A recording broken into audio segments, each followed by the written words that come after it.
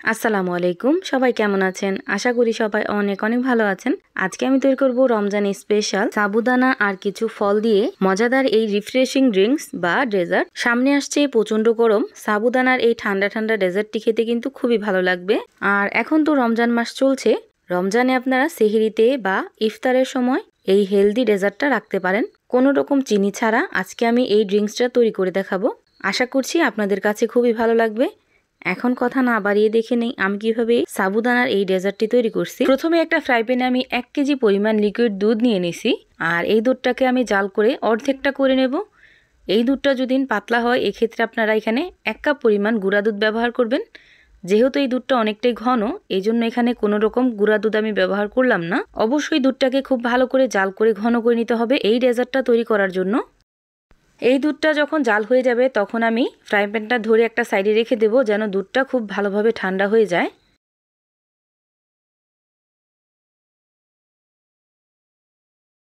এদিকে আমি একটা ডাব নিয়ে নিছি, আর এই ডাবের পানি দিয়ে আজকে আমি জেলো পুডিংটা তৈরি করব এই ডেজার্টের জন্য। এখন ডাব থেকে আমি পানিটা বের করে নেব।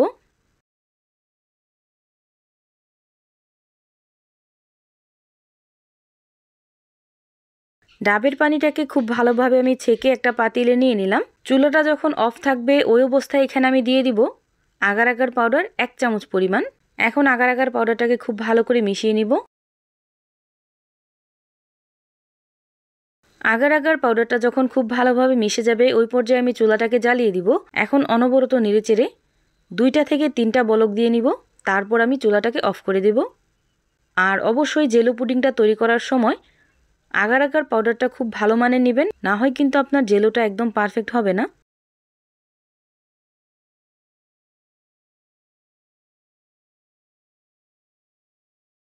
দেখতেই পাচ্ছেন 2 থেকে 3টা খুব ভালোভাবে বলক দিয়ে নিছি।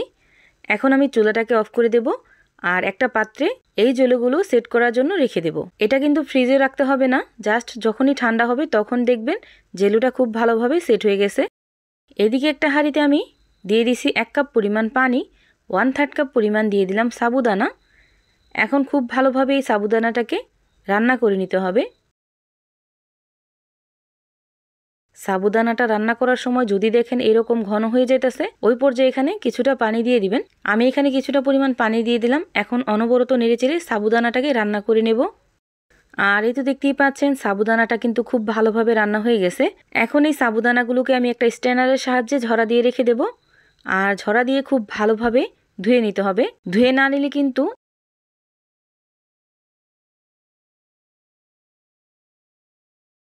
এভাবে আমি 3বার খুব ভালোভাবে পানি দিয়ে ধুয়ে নিছি। এখন এই খাঁচিটাকে কিছুক্ষণের জন্য রেস্টে রাখতে হবে, যেন সাবুদানার পানিটা খুব ভালোভাবে পড়ে যায়। আর এই তো দেখতেই পাচ্ছেন এখন সাবুদানাটা কিন্তু একদম পারফেক্টলি রেডি। এখন আমি ডেজার্টটা বানাতে চলে যাব।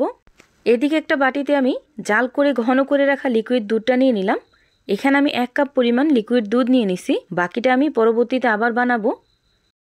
এখন এই লিকুইড দুধের সাথে আমি দিয়ে দিব 2 চা চামচ পরিমাণ গুঁড়া দুধ। এখন এই গুঁড়া দুধটাকে খুব ভালোভাবে মিশিয়ে নিব। মিশিয়ে নেওয়া হয়ে গেলে এখানে আমি দিয়ে দিব 2 চামচ পরিমাণ রুয়াবজা। এখন এই রুয়াবজাটা দিয়ে খুব ভালোভাবে মিশিয়ে নিব। রুয়াবজাটা চাইলে আপনারা স্কিপ করতে পারেন।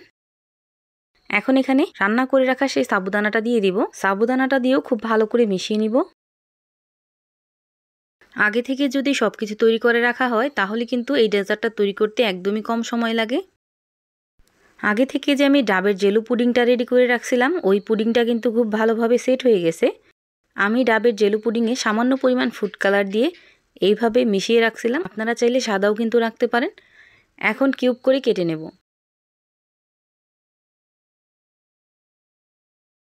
আর এই তো দেখতেই পাচ্ছেন জেলোটা কিন্তু একদম পারফেক্টলি রেডি। এখন আমি সাবুদানার এই ডেজার্টে এই জেলোটা দিয়ে দিব।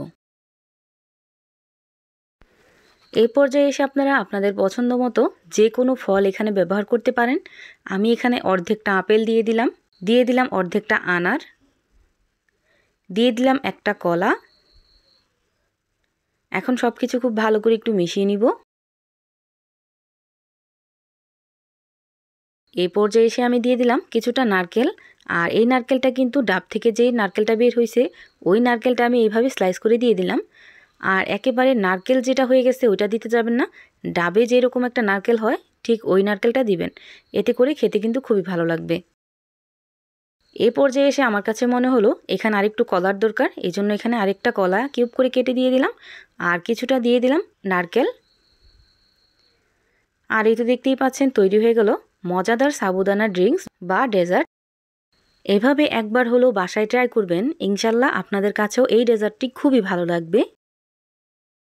ভিডিওটা ভালো লাগলে লাইক, কমেন্ট, শেয়ার করতে ভুলবেন না।